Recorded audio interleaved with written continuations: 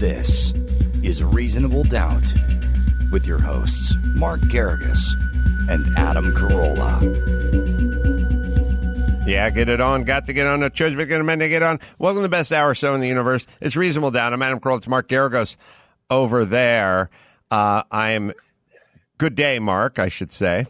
I was going to say, before we got on the air, we were commenting on the fact that I think we've seen each other every single day. Well, I'm always happy to see you because I love your energy. I love a motor. I love a motor in a person. It's not the skill set; it's the motor. I don't care if you're a carpenter, if you're an attorney, if you're a garbage man. I don't care. I like seeing guys jog to their truck. You know what I mean? Exactly. I know exactly what you mean. Guy who was just fixing my refrigerator was the same way. He was excellent. I said, I'll pay you whatever you want. I don't care. You're at least excited about replacing the condenser.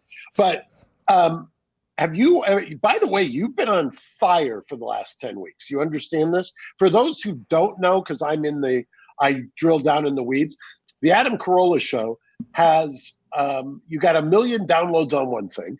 I checked that Apple list of comedy, and it's like you and Joe Rogan own the top 50 spots. It's the two of you share it all out. Every once in a while, Reasonable Doubt rears its ugly head and then goes back down. But it's basically Carolla and Rogan's universe, and everybody else lives in it.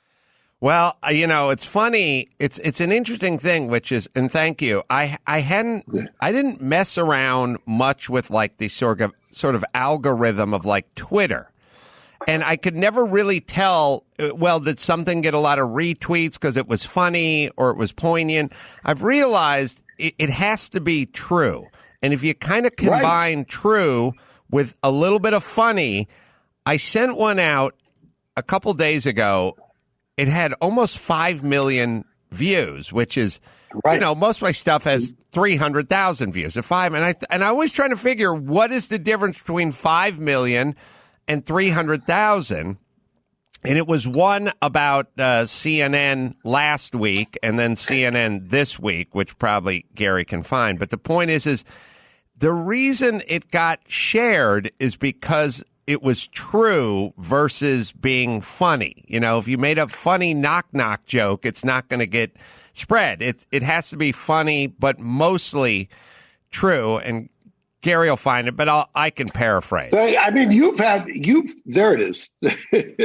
No, this wasn't that CNN one, but that wasn't this one. There's another one another CNN one, and there was another one you did, and both of them exploded. I mean, literally exploded. Well, me, on the other hand, as we're taping this, I just tweeted out a quote because I was so stunned by the quote on this Buffalo police situation. Have you seen this video? Is it where they push the guy over? Is it that one? Yeah, well, you may characterize it as push the guy over. That's not what the police union spokesperson said. Oh. Well, Gary, there it is. Are we going to start? Yes, I'll read it to you. CNN last week, how are we going to stop these sunbathers on California beaches? CNN this week, masses in the streets walking arm in arm. Good for them. Okay. And look at that. It's 90,000 likes. That's like a Trumpian number. I mean, you get up there in the anti-Trump. So what was that? It was a 75-year-old gentleman. He was walked toward the police who were sort of coming his direction. And then what?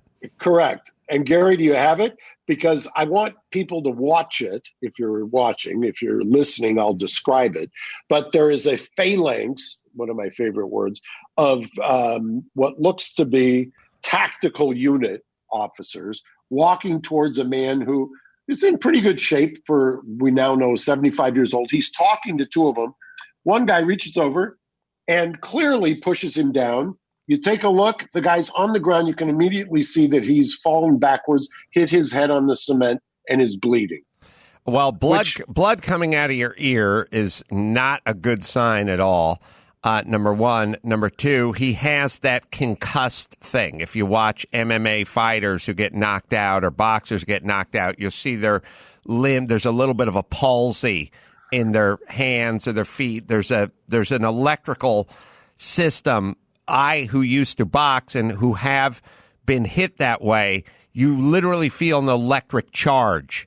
When you get hit in the head, like a Charlie horse, except in your head.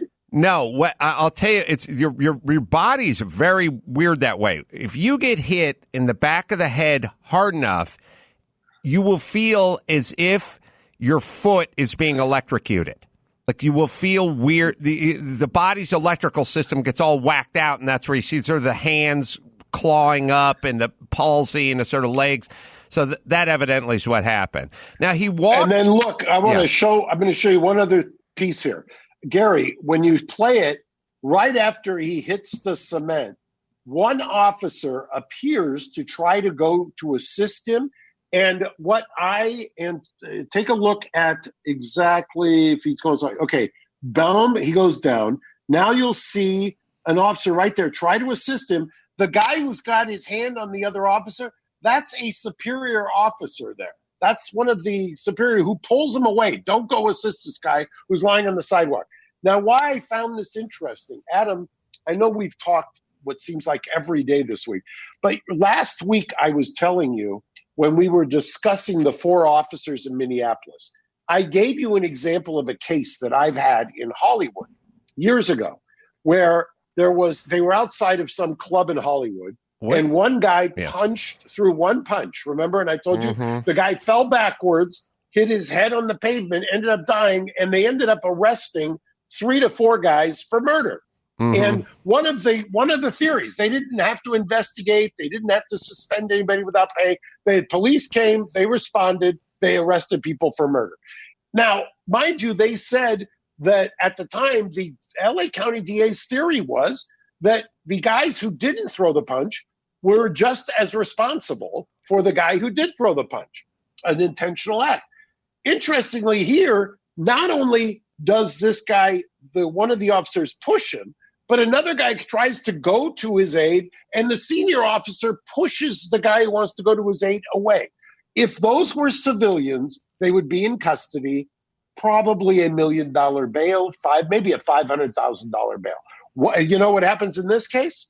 In this case, the 2 officers, only because there's riots happening across the country, get suspended, not arrested, suspended, without pay. So that we're making some progress, that it's not like a Daniel Shaver style situation.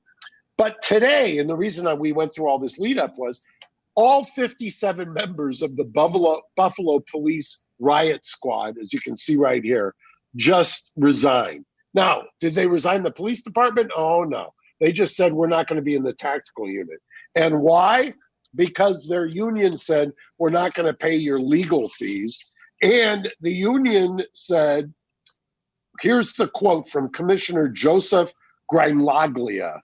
Our position is these officers were simply following orders from Deputy Police Chief Joseph Grimlaglia. Actually, so the Police Benevolent Union President John Evans says, it doesn't specify clear the area of men 50 and under or 15 to 40. They were simply doing their job.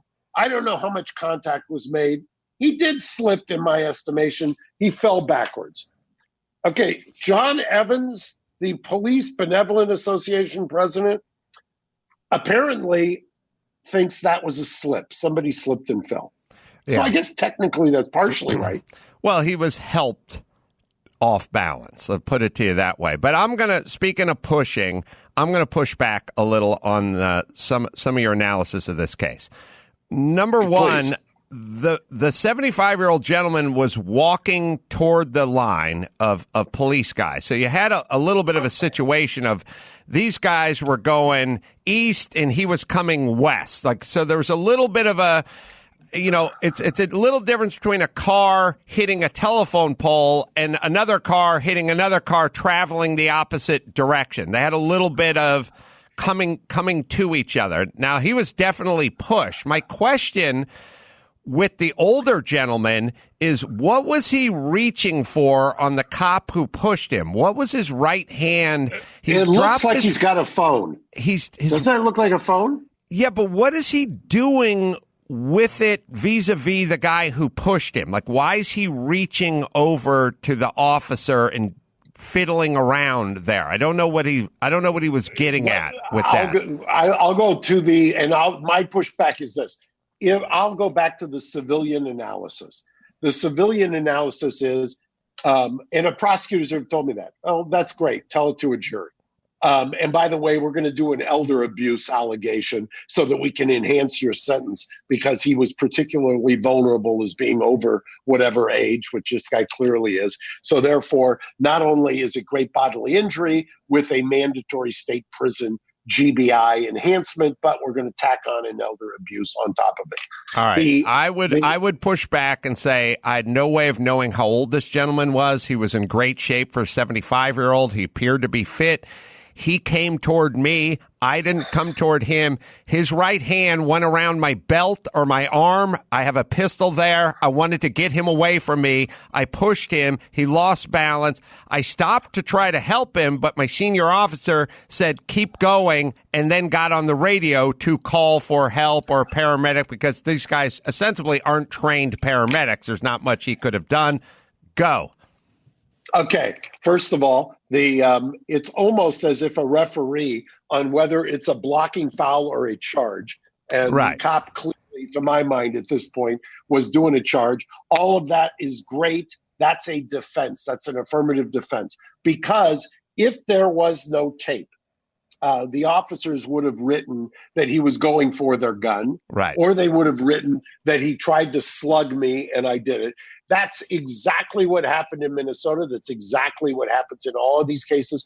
The only difference and why it seems, you know, I've talked about this before. It seems like it happens more often now, but the reason for that, as long as I've been practicing, cops have always used the same thing. It's either a draw stroke, that was the Daniel Shaver, or and they've got experts that'll go draw stroke is we thought you were reaching for a weapon. Exactly. Right. In this case, he was trying. They're going to say the 75-year-old was reaching for my weapon. They'll justify it that way.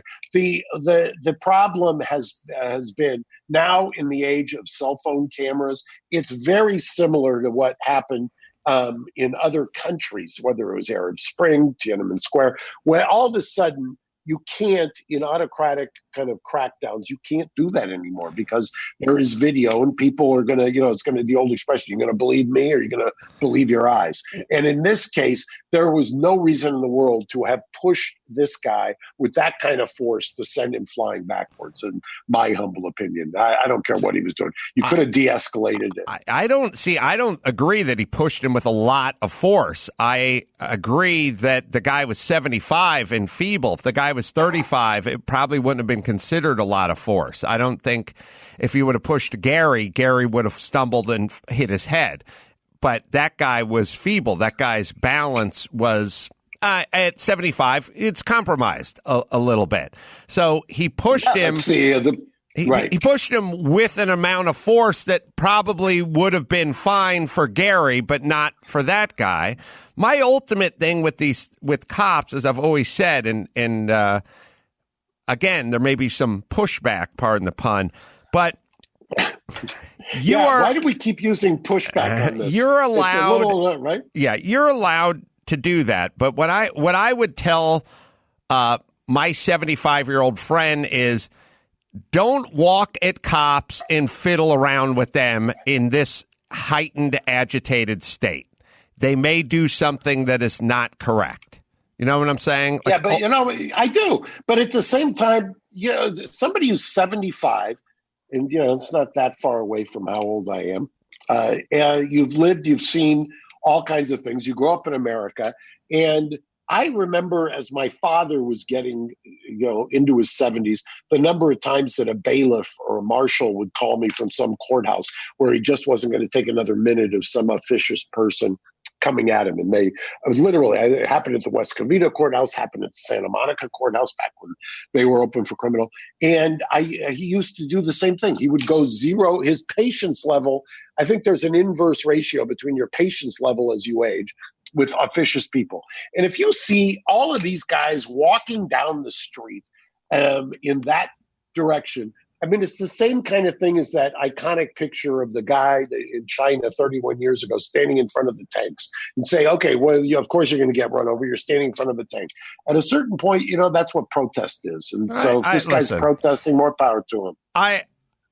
There's a lot of, pardon the pun, with the 75-year-old gray area here, like on his head that hit the concrete. But I'm saying I got all the room in the world for bad cops in my brain. This particular case, the guy walked toward them. He kind of initiated. His hand was fumbling around the guy's waist. I don't know what he was fumbling around. I'm not sure what he was trying to. I don't think he was reaching for his gun or anything like that, but his hand was around him, and the guy pushed a guy who then lost his balance and hit his head. This is a little bit of a nothing burger in my world. Now, he whacked his head, and blood came out of his ear, and now he's in bad shape, and now it's a big deal.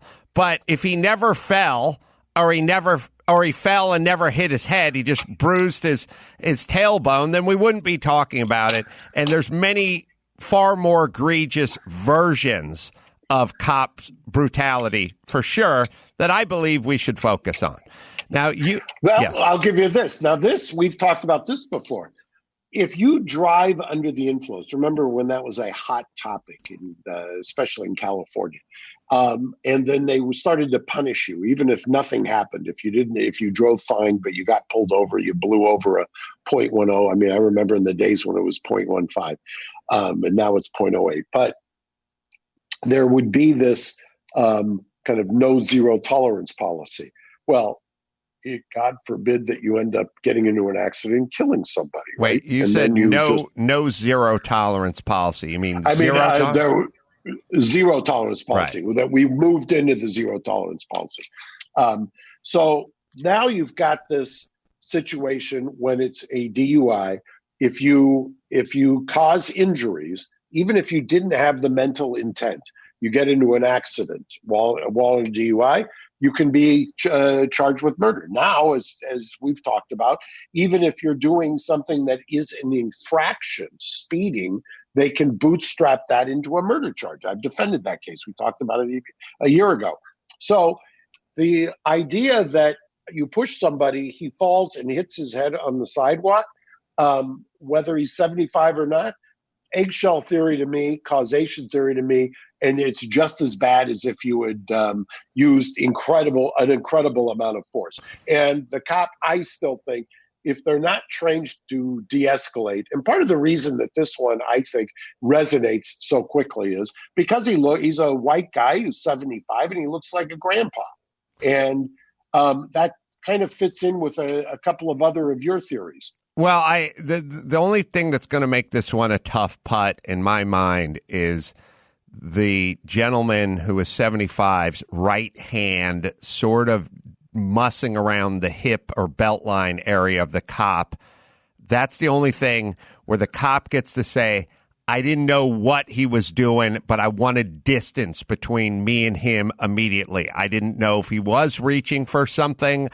I de-escalated by creating a safe space between he and I using my right hand on his sternum. And Gary, I don't know, is the cop's gun on the right side? Did he have his gun? To me, if that guy's hand is anywhere in the neighborhood of that guy's pistol, then they're not going to get convictions on this guy. But I don't know what he's and whatever his cell phone's in his right hand. But that's the problem. The problem. If I'm the prosecutor, I convict on that all day long. In fact, to me, that is as egregious as the three officers who they just charged in Minnesota, who were just standing there, two of which did nothing. Or one of the guys, at least arguably in Minnesota, had a knee on his back. But we haven't talked. We talked on ACS about that case, so you might want to. We could probably segue into that because I think there's an interesting discussion. For those who don't know, Keith Ellison took over the prosecution of that case. Keith Ellison is the Attorney General of Minnesota, took over from the county attorney, who was the first guy who kind of gave a pronouncement that there was stuff that people didn't know basically before they were charged. And Ellison upgraded from a third-degree murder, which the state of mind is a depraved state of mind, to a second-degree murder, which has more of a intent element, and then also filed the complaint against the other three officers on basically aid and abet type theory. Do a first degree, second degree, third degree, and then where do we go? Manslaughter after that? Yeah, exactly. Give a quick definition. Murder is generally murder itself from manslaughter. The traditional common law definition is they're both homicides. Murder is when it's committed with malice aforethought. Manslaughter is when there's causation. However, there is either no malice or the malice is negated. You could get manslaughter if you set up some scaffolding for somebody to work on outside of your apartment building and it collapsed and the stucco guy died. You would be on the hook for not correctly or safely setting up the scaffolding, but not on the hook for malice or premeditation. Correct. And you could and there's also in certain jurisdictions like LA, California, there's a misdemeanor manslaughter, and then depending on vehicular manslaughter, things like that. For these purposes, in order to charge the other three officers, who they're going to say there was no causation, they're going to say that those officers, number one, had a duty, number two, didn't do anything to intercede, number three, aid and abetted. And then you have to go to the officer. The first one, I always forget how to pronounce his name, Chelvin or Chelvon. And his mental state is going to be the key for latching liability onto the three other officers. So first degree would be generally that premeditated and deliberate. Second degree would be a state of mind where it was likely to have happened and there's an intent element. Third degree is kind of a depraved mind, such a deviation from negligence and recklessness that it creates a depraved mind. One of the reasons that the third degree I always thought was problematic in this case is under Minnesota law, depraved mind, you have to show it didn't happen in this one instance. Going back to the DUI, depraved mind would be you get into a car, you're obliterated with alcohol. You don't have the intent to go hurt somebody necessarily, but the fact that you got into the car and drove while that intoxicated, that could be a depraved mind, or what we would call in California a Watson-style implied. So what are they going to – so how do you think this whole thing's going to play out? Well, I think it's very dangerous. I mean, it appears that charging the three officers, I don't know how you'd ever measure this, but at least anecdotally or correlative, it appears that as soon as they did that the violent part of the protest was defused, or the air went out of that in terms of violence. So there may have been a calculation that we've got to do something because things are getting out of hand. Well, or you could say, to me, I haven't studied the film closely, but the one officer who appears to be the one who has some Asian descent seemed to have his back to the proceedings and was sort of working on crowd control. And you could argue that's what it looks like. You could argue that guy could hear everything, but if I was representing him, I'd say we had an intense situation and he was back to the crime. His back was literally to the crime, and he was focused on this crowd and whatever danger that could have possessed at that point. I don't know that you're gonna have a hard time with that guy unless there's footage of him sort of turning around and observing. Well, and I think one of the interesting ways to view this, precisely making the distinguishing factual distinguishment that you are is if you remember Rodney King, the first time the 4 officers were acquitted in Simi Valley in state court, then the 4 officers were prosecuted in federal court. Only Stacy Kuhn and one other officer were convicted in federal court. The other 2 officers, one his name I think was Timothy, and I forget the name of the other, were acquitted.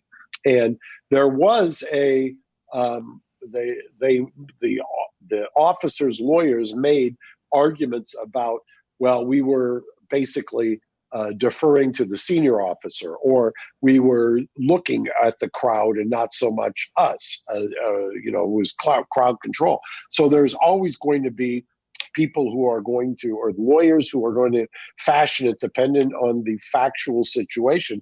But what potentially could happen is that there is this idea of kicking the can down the road. If you end up indicting on a theory that's not going to end up in convictions, if that's the case, what happens if they're acquitted? And there's always going to be, I've never seen a case where the police do not, and the lawyers for the police do not turn up some expert who says, who basically dices it down and kind of slices and dices the video frame by frame to explain, number one, you got to look at it frame by frame. And at the same time, even though this sounds schizophrenic, you've got to analyze that it's in the moment and that officers have to make split-second decisions. That's kind of the expert mantra that the cops have survived on. Would they dare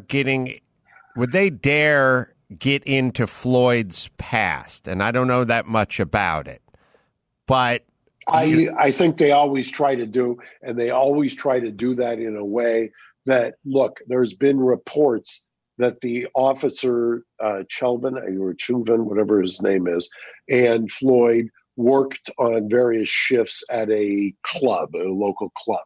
If there was some knowledge of that I don't know. I haven't seen any reports. I don't know what the client's saying, but there arguably you could get into that. Well, I'll give you an example that comes to mind. In rape cases, there's always that part where they go there, well, she's not been such a good girl in the past. She had a lot of boyfriends, and that night she was drinking a lot and hanging around with a lot and they sort of besmirch, you know what I mean? It's a really weird thing that they do less and less these days for good reason. Well, yeah, because in the last 20 years, there's been significant barriers to being able to get that kind of information in. I mean, there's ways to get it in that are relevant. In California, it's 1101 style evidence that usually is used against the defendant. 1101 is a common modus operandi or scheme or plan. And so you saw it in Spectre when it came to violence towards women. You see it in Harvey Weinstein in New York when it came to assaulting of women. And sometimes I've seen it used with what's called reverse 1101. If a woman will make a statement in claiming rape, that you can show or somehow show that she's made that accusation before, you might be able to get into that. It all depends. It's very fact intensive, but there are huge evidentiary hurdles to trying to get into the fact of saying that the woman either asked for it, whether it's by dress or by things of that nature. I mean, that's the law has swung dramatically in the other direction. But do you believe the defense attorneys for the officers would try to smear Mr. Floyd? Yeah, in and outside the courtroom. I think absolutely they will. I think there's going to be a concerted effort. I mean, just like you saw with the Buffalo Police Benevolent Union. I don't know what was so benevolent about that union, but they, just as you see there, that they're already coming out and staking out a area where they say that the guy slipped and fell and that there really wasn't any pushing. You're going to see the same kind of a thing here where they delve into the guy's background, Floyd's background, and try to do that. I don't think that that's going to get much traction in this particular area. Well, it seems like a very dangerous, a politically dangerous or societally dangerous angle to go on. You know what I mean? It's literally a playing with fire. Gary just said 2 of the 4 cops involved were on their first week as Minneapolis cops that we just found out. One of the 2 had not completed his 3rd shift when it happened. Oh, see, now that's going to be tough. I don't know, or tougher, I guess, because you're going to go, that guy didn't know anything, and he was scared of this senior guy. You know, he's scared of Grandpa. Right. Grandpa. I'm going to tease this. I was thinking about what you're saying. I was thinking about the OJ trial, and I remember at the time that the judge said it was inadmissible that Nicole Brown Simpson had phone calls to 911 saying he's going to kill me. That he threw that out, and I as a lay person at that point I was literally a carpenter full time, thought that seems queer to me. Like, that seems relevant to me that she was saying he's going to kill me, and now she's saying it from the grave. So I'm curious what you think of it, and whether you think that stuff should be admissible. And you can kind of put yourself on both sides of the defense and the prosecution and think about that kind of information. First, I'll tell you about Method Men. It's a fresh approach to grooming. I'm wearing the deodorant right now. It's good. It doesn't smell like deodorant. It's not all that Red Zone sports stick stuff. The body wash I actually used today as well. It is tested on folks. It's cruelty free. It's not. They don't do it on animals. The body wash I got is the Sea Surf, and the other one is the Surf and Cedar. So and the Cypress Sense is the deodorant. Actually, it's good. It smells so good. I'm using this stuff. My wife's in love with it. It smells really good. I don't know what else to say about it. And the deodorant's really good. And you save 15%. Use the code DOUBT when you buy online. MethodMen.com. Yeah, why go to the store anymore? MethodMen.com. That's METHODMEN.com. And save the 15%. Use the code DOUBT. All right, so that whole OJ, he's going to kill me 911 calls cannot come inside the courtroom. Thoughts? That was then. This is now. There's been a code section that's been passed since then, and there's also been a challenge to that. And the argument is that originally it doesn't come in because it's pure hearsay, and hearsay you can't cross-examine. And so if somebody does a phone call, you can't do the cross-examination. And then they did a change in the law, and the change in the law then allows that to come in by saying, well, if it's in a proceeding in which you are being accused of causing the inability of the person to testify, you don't get to be rewarded for that. The problem is with that, and I've actually had this case, and I tried a murder case 10 years ago where this came to play. In fact, the case got quite a bit of attention at the time that I was trying it. When that comes in, we found evidence that the person who was on the 911 call saying he's going to kill me, or if something happens, he's going to kill me, we found evidence that that was a setup, and that was a setup for wholly different reasons. So then there's a question of reliability. And the ruling, at least in that case, was, well, that's fine. You found the evidence. Let the jury decide. They're the finders of fact. And so that's the conundrum. Do you allow something in that you can't cross-examine, which is a violation of your right to confrontation, or do you allow it in going to weight as opposed to admissibility and say, well, it's up to the defense. If you think that there's some indicia of unreliability, then you get to show that to the jury. I don't know why I was laughing, thinking to myself, I should call 911 and announce I'm never going to kill my wife, just so it's on record. So if we find Lynette in the bathtub at some point, it's on record. But then it just made me think of, I think it was Susan Rice, who was the Obama administration attorney general, who went back and wrote herself an email 2 weeks after a meeting. She was the ambassador I believe, to the UN. No, not that. She was in. Not her. Not the one who did the. Not the ambassador. I think it may have been Susan Rice. She was the national security I think it was advisor. Susan Rice. Yeah. National security advisor. Right. And she wrote the email to herself when Comey came to the White House to say that they had an issue with Flynn, and Obama said, buy the book or go buy the book. Yes. How does that strike you as an attorney? So 2 weeks after the meeting, she went and wrote herself an email about the meeting saying he said, buy the book 3 times. Does that feel to you like she is just trying to capture the meeting, or is she knowing that at some point someone's going to go through her? Is she trying to memorialize the meeting, or does she know someone's going to get into her computer at some point, possibly, and she wants this on record? Well, it's a very good question, because there's various evidentiary basis upon which you could try to get something like that in. If she tried to get it in a proceeding, the argument would be is it's inadmissible because it's self-serving hearsay, meaning she created it after the fact. She knew that there was some kind of an investigation. It was created in contemplation of that, or to be self-serving. If there was something seized and she wanted, depending on how you would interpret it, you could argue that if it was, for instance, there's a doctrine called the fresh complaint doctrine.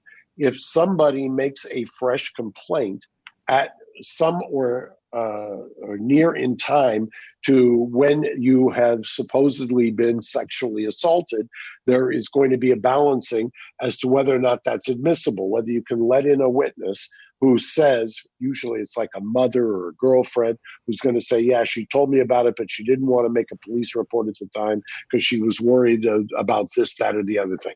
Does that witness come in? Because that would traditionally be outlawed because it's hearsay. And so there's always going to be a very fact-intensive, fact-driven analysis before a judge lets it in and says, I'm going to let the finder of fact, a jury or a court, listen to it. What do you think her motivation for that email was?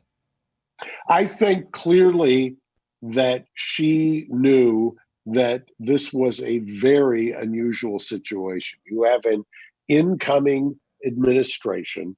You have somebody who conceivably is going to be at the helm of the National Security Office. You have the head of the FBI present, and they are bringing it to the attention of the commander-in-chief. I mean, you couldn't tick off more boxes of, this is not your run-of-the-mill briefing. This is something that could spin out in one way or another. And I think she was trying to stake out what she heard and in real time.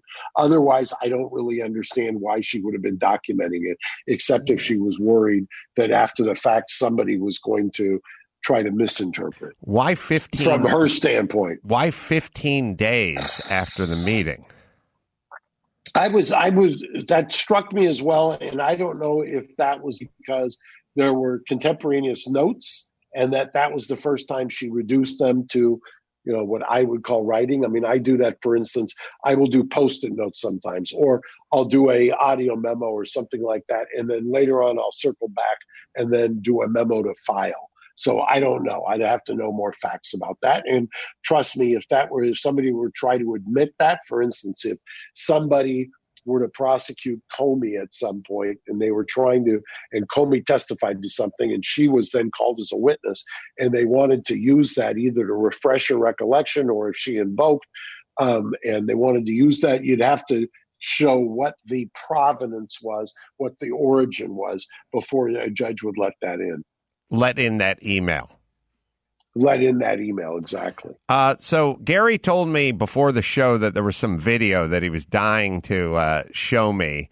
And okay, I saw this last night. I know that we talk to each other what seems like every day.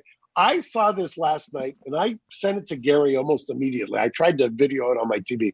I said, I need to see Adam's face when he watches this and hear it. The 11th Hour with Brian Williams. All right. Well, Gary's going to cue it up. Back with us again tonight is Dr. Vin Gupta. He's an ER doc specializing in these kinds of illnesses, also an affiliate assistant professor with the University of Washington, Department of Health Metric Sciences. Well, Doc, here's the thing. It takes a fierce urgency to march all day in Washington, D.C., through a line of thunderstorms, and then stand in Lafayette Park all night. Social justice has trumped social distancing. We've seen it every night on our broadcast. We know it's happening. In your line of work, do you now wait 2 weeks? Because I also read that for the top 25 coronavirus cities, all of them have had outdoor protests. Brian, good to see you. And you're touching on an important question and something that people have picked up on. How can somebody, in my case, for example, advocate a strict lockdown of everybody and the economic catastrophe that resulted, and then also say it's okay to go protest? Well, here's the thing, Brian. We as doctors, as nurses, as respiratory therapists, what we value more than anything else is prioritizing risks by how deadly they are. And that's why all of us are saying it's okay to protest, because the social inequities propagated by elements in our law enforcement institutions, by our healthcare system writ large, are simply put deadlier to the most vulnerable in America than the coronaviruses. The statistics bear that out. Poverty alone causes at least 300,000 deaths a year. Hold on a second. If I hear another fucking talking hole on TV talk about the statistics bearing it out, or, you know, this nut job who's running, Dr. Barbara Ferrer, who seems like an escaped mental patient, somebody should be chasing her with a fucking butterfly net. If I hear another nut job explain to me about science and the stats and the numbers, and then go off about how racist the coronavirus is, or about how we can't lay down on the beach, do not preface that with science. Do not preface it with the numbers or with the data. It's embarrassing that you would even fucking say that. So am I hearing him right? He's saying that even though, well, 10 minutes ago, we all had to die in our apartments because this was a firsthand killer, right? Now, right. That's why this is my version of you breaking down the tape. Keep going, Gary. Oh God, does he keep going? Make sure that, oh yeah. Oh Jesus Christ! This is why Elvis kept a gun next to him when he watched TV, so he could shoot the fucking TV set. Here we go. America than the coronaviruses. The statistics bear that out. Poverty alone causes at least 300,000 deaths a year in America. And we know who bears the brunt of poverty across racial lines. So that's why we're saying it's okay to protest. Oh, hold on a second. Do so carefully. Stop it, Gary. You know how you ensure poverty for the most vulnerable people of our society? You lock them in their fucking apartments for 3 months, you fucking quack. You take their small businesses and you burn them and you loot them. You make sure that whatever it is they started, they can never get back to. That's how you ensure poverty. The folks who work at the hospital like you, the folks that work for MSNBC like Brian, they're getting paid. Everyone in the news groups are getting paid. All the politicians are getting paid. The folks you said couldn't see the light of day for 3 months, those are the people that are becoming more impoverished. So anyway, thank you, hero. Keep going, Gary. There's at least 300,000 deaths a year in America. And we know who bears the brunt of poverty across racial lines. So that's why we're saying it's okay to protest, but do so carefully, do so outdoors, ideally with a mask, keep infection control at the top of your mind. But let's tackle the deadlier risk here, and that social injustice, as you just outlined. So the cause of survival in 2020 against all the forces that might be arrayed against several different communities, those living in poverty, various communities of color in this country, are so vast and so grave that we assume a risk by going out, picking up a sign, and being next to people. Hold on a second. Brian, Of course we do. This guy, why do you have to unpack this duffel bag of lunacy that this guy just brought to the fucking jamboree? That's way beneath you, Brian. You explained that you got some breaking news, there may be some looting going downtown, and you fucking cut the guy off. There's no reason to unpack his nutty sack. You can't make heads or tails of this. I don't understand why this is their premier news show, maybe next to Rachel Maddow on MSNBC. If you're going to examine an issue in an intelligent way, let's talk. I can think of 4 other things that would be topical and make a lot more sense. Let's talk about qualified immunity, which now all of a sudden is the rage. Look at all the bills that are being introduced in Congress to strip qualified immunity. Look at the cases working their way up to the U.S. Supreme Court to strip officers of qualified immunity. Talk about DAs, why the symbiotic relationship between DAs and the police, where DAs never charge, and talk about the protests at or the police chief here in L.A. who made some of the most idiotic statements you could ever see, or talk about Mayor Garcetti, whose solution to the situation is defunding the police as people are fleeing out of downtown L.A. I mean, there's so many other real legit issues, and this to me is kind of the same as the guy when they put on MSNBC, and they were mocking him, the lieutenant governor of Texas, who was saying, I want to die so my grandkids can live. He was getting mocked. And isn't this the same argument, or am I missing something? This guy's an idiot. Look, he went, and Gary, I will explain. I'll explain what is happening. I'll explain the phenomenon. Gary, you can find that clip I brought into ACS about Dr. Barbara explaining that she's worried about the beach and she's worried about the boardwalk. And okay, Jesus fucking Christ. Here's what's going on. Here's the phenomenon. We are not in the mode anymore, either from a micro standpoint or a macro standpoint, of saying, I may have been wrong about this, that, or the other. It's circle the wagons in a full defense of everything that's ever been announced, done, a policy, an expert who has spoken. So what's happening in this particular case is many people in the news and many individuals we know, when they heard about this coronavirus, they went, as I said on ACS, they went pot committed. They took all of their scary chips and they pushed it right to the center of the table. I threw in a couple of $10 chips just to see what kind of hand I would get dealt, just not to get up and leave the table, but I wanted to hear more. Everyone else went pot committed. Garcetti went pot committed. This jerk went pot committed. All the news anchors went pot committed. All the ladies from The View went pot committed. 10 minutes ago, they were yelling at the woman in Dallas who wanted to reopen her salon. You're going to hurt people. What are you doing? You're being selfish. They all pot committed. Garcetti pot committed. Newsom got pot. They all pot. And guess what? Fucking snake eyes. They got, I know I'm mixing my gambling metaphors, but they got a pair of twos, 7 high. They got nothing. They got no fucking hand dealt to them. And they don't want to have to leave the casino poor. So they're going to try to see if they can get those chips back by discussing, well, we're in phase 4 of the rollout. You can go to the beach. You have to be in the wet sand, not the dry sand. And if you pass a lifeguard station, you have to circle it twice and yell, Ollie, Ollie, oxen free. Because I know what I'm doing. You understand? I need to give you the illusion of knowing what you're doing. You assholes made a mistake. You locked down too early, too often. You didn't do what you should have done, which is focus on the elderly and focus on the nursing homes. Instead, you put healthy people for the first time ever in quarantine. You made a mistake, and you're not admitting it.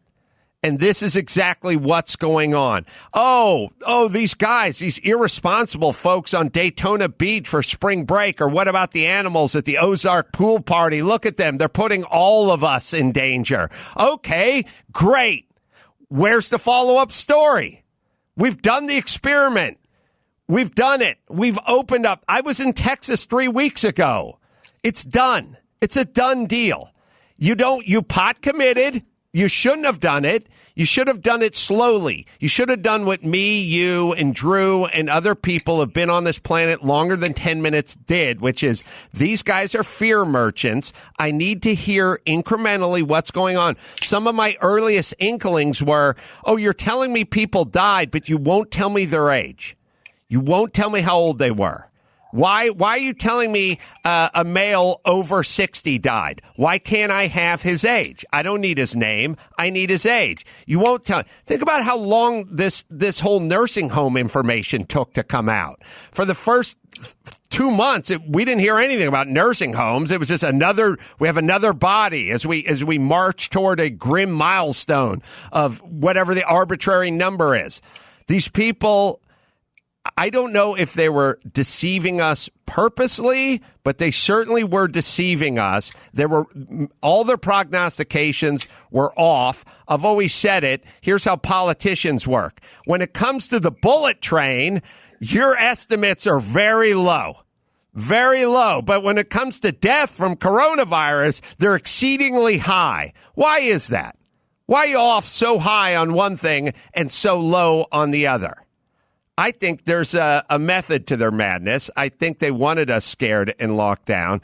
And this Ferrer chick is she needs to live in a belfry. Yes. Sorry. Have you, Gary, do you know how much she gets paid a year? Oh, my God. I don't. Oh, my God. You Google it while I say something. Do you know that she's also... Do you assume that she, as the county health director, whatever her position is, you would assume she's a medical doctor, correct? Yeah, I know. She's like a counselor. She's not a medical doctor. And when you hear how much she gets paid a year, your head will explode. $413,000. Yeah. Jesus, goddamn Christ. $413,000. For misleading Los Angeles? Next time you pay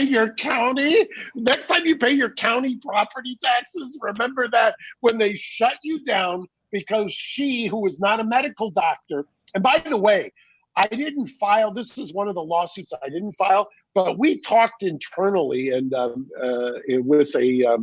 and I haven't asked his permission to reveal his name, but somebody who is a friend of the show, we talked where there are code sections that require that you have a medical doctor, but they've done kind of a sleight of hand so that this position can be filled by a non-medical doctor. And because we like the way that she talks to the public, we've decided to pay her $413,000, which I believe last time I looked is more than the commander-in-chief, the president of the United States, gets by statute. Absolutely. More than the governor, clearly. Absolutely. And if you watch CNN, you'll learn, because they repeated ad nauseum, that the president has donated his entire salary and doesn't collect that money. Oh, wait a minute. I haven't heard much talk about that. But one of the things you'll also learn is CNN had their highest ratings in I don't know how long in May. Of course. So it's all you need to know. So it's if it's not riots, it's Corona. And if it's not Corona, it's riots. Let's see what Dr. Dingbat had to say about her concerns vis-a-vis the coronavirus as of this, about 3 days old, Mark. Obviously, when I look and I see people on the beach that are really close together without face coverings, or people on a boardwalk that are really close together without face coverings, or people that are peacefully protesting without their face coverings, I'm going to be worried. All right. And you should be worried. I should be worried too, you nut job.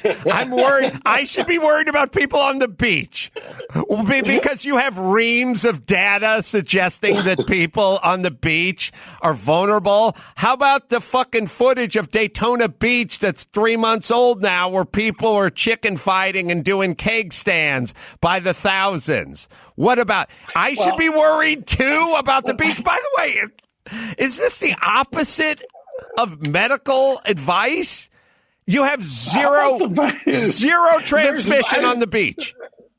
Right. And why does she give 3 examples of people outside when I think, how many times has Drew said that there's only one documented case, and even that we're not sure about, of outdoor transmission? We know that indoor transmission is, if there is transmission, is the most risky because you need the viral load, and it's got to be over a prolonged period of time.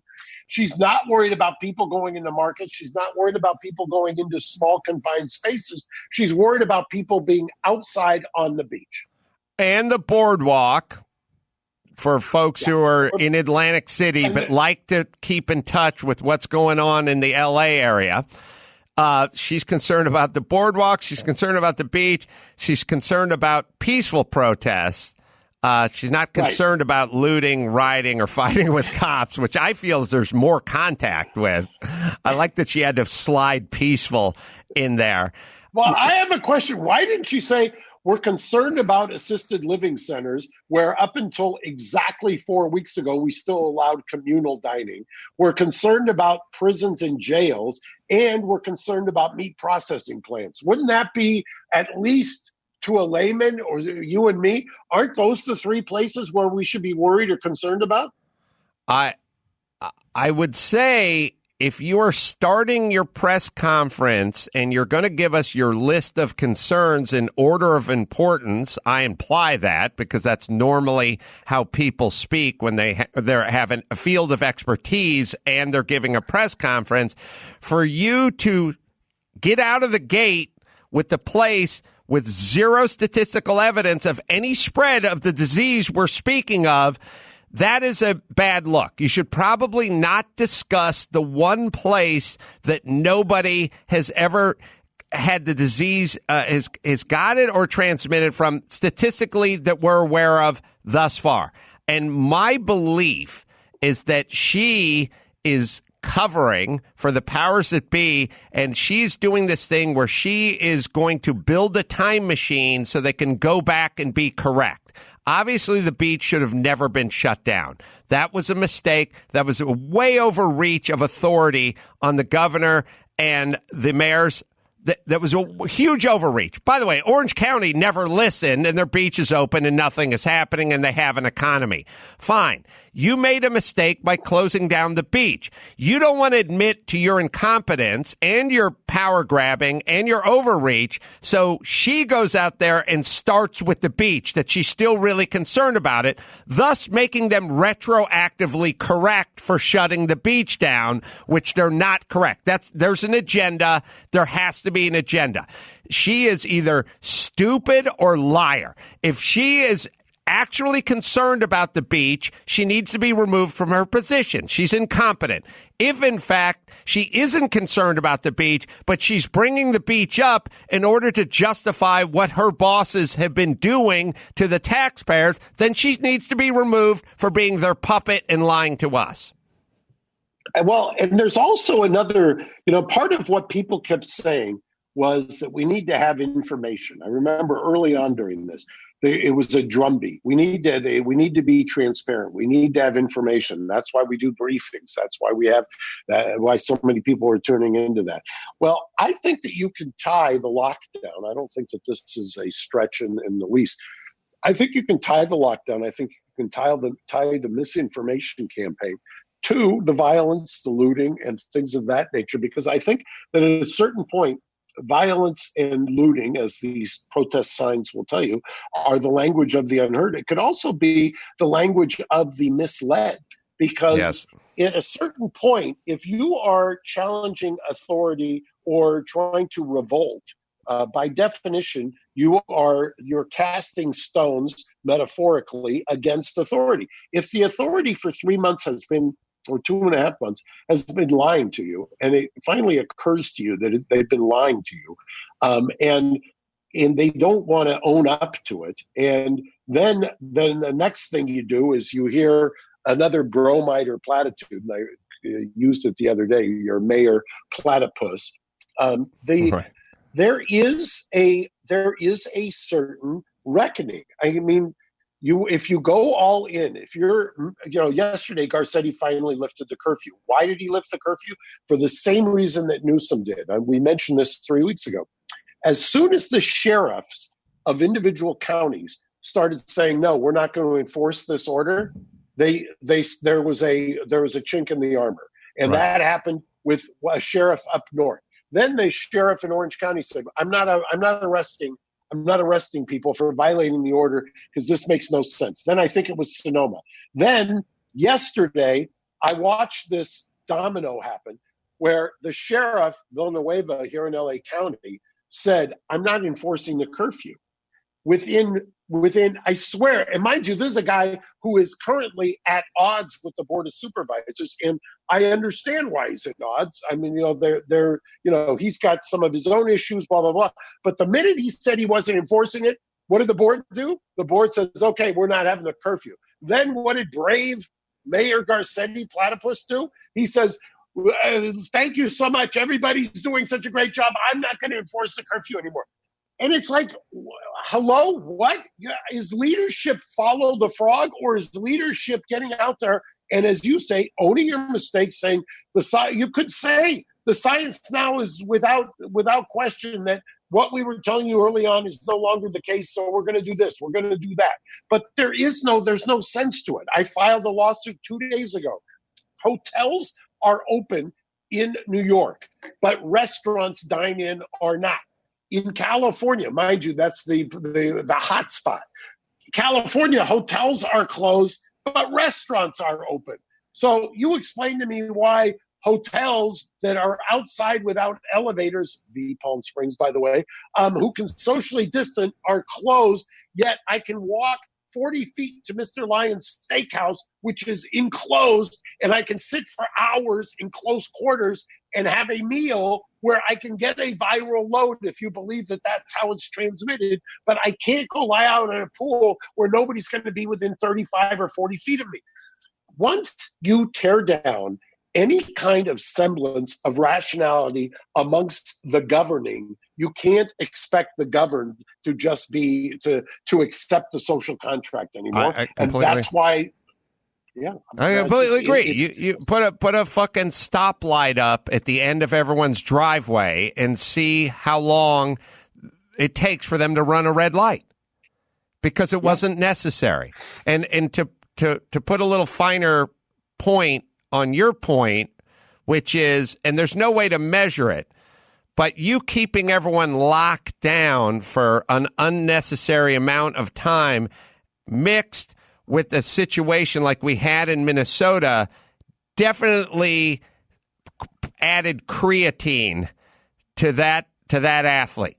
Now, there would have been some rioting and some looting and some protest. There would have been some amount. We'll never know how much. But my definite thought is you turned it from a 4 or 5 into an 11 by having everyone burst out into the streets after feeling like they were under the thumb of the government for 3 months. And that's why you have to be careful, because you don't know the timing of life.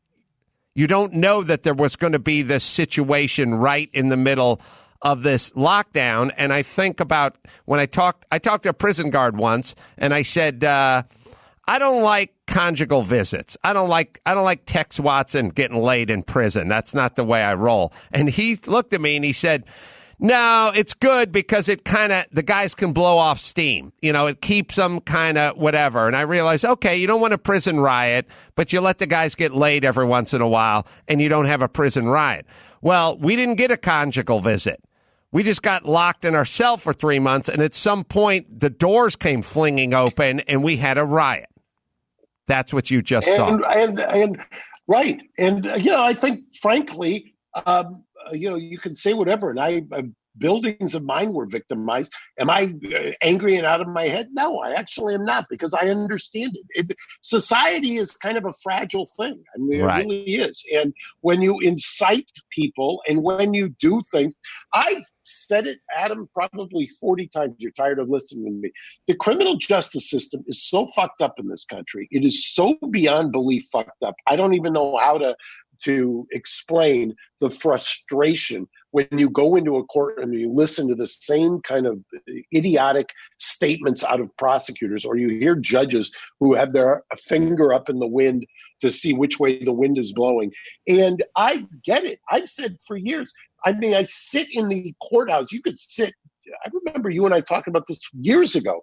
You could sit in the criminal courts building and watch what a judge friend of mine once called, back in the days when Coke was a big deal and crack was a big deal, he used to call that the parking ticket of Superior Court. In fact, I think it was Eric Younger, the former Attorney General's son. And he would sit in the Pasadena court, and that's all you would see. And you would say, and it was always, that was the issue. That was the thing we were going to focus on. And you just create this revolving door of hypocrisy. And so people see it writ large, and it was across society this time, and it didn't work. It absolutely didn't work. People saw it for what it was. Last question. Last time we spoke, there was some possible breaking news in terms of a video, and you and Ben, boring cop, were kind of going back and forth about maybe the morality of dropping said video on a society that's coming undone at the seams. Any updates? We're still arm wrestling over it. Boring Cop and I are having we're at loggerheads. So if there's a decision made, we'll do a bonus episode next week. Please. All right. Tommy John, trying to find that perfect Father's Day gift. Please. Tommy John, man. Most breathable. The best underwear ever. I'm wearing mine right now. I'm actually wearing the Tommy John T-shirt, undershirt as well, and the underwear. The loungewear is unbelievable. It is so, it is so comfortable and so soft. They got tees and polos as well. And for Father's Day, they got a deal, 25% off site-wide, including gift sets. You can order from your phone and go right to Dad's door, direct to Dad's door. Order before June 17th to ensure arrival before Father's Day. Of course, it's the best pair you'll ever wear, or it's free guarantee.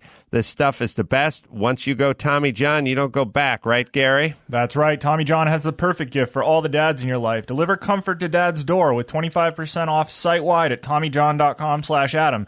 That's TommyJohn.com/Adam for 25% off site-wide. See site for details. All right, I'm going to be at Zany's in Nashville doing stand-up and a live podcast, 2 shows, 2 nights, Friday and Saturday, June 12th and 13th, so come say hi there. And then Tempe Improv, July 3rd and 4th as well. Go to adamcarolla.com for all the stand-up dates, because there's a bunch of them on there now. And I'm your emotional support animal. My new book, I Pull No Punches, and it is very timely, and that's available for pre-order as we speak. It's coming out in about a week or so. What do you got, Mark? I've got, in New York, we've got the Capri Hotel, which is now open for business, but the restaurant is not. And in the V Palm Springs, the restaurant is open, but the hotel is not. And if you come downtown LA, I just applied for Mayor Garcetti's LA Alfresco permit, which means I can serve outdoors. So I've applied for Lebanon Alley, which is in the back. I'm going to hire Dr. Alien as the maitre d', and we're going to set up tables in Lebanon Alley. So come down to Engine Company 28 over the weekend. Say hi to Dr. Alien, the maitre d'. And until next time, it's Adam Carolla for Mark Garagos saying mahalo. Thanks for listening to Reasonable Doubt. Tune in next Saturday for an all-new episode.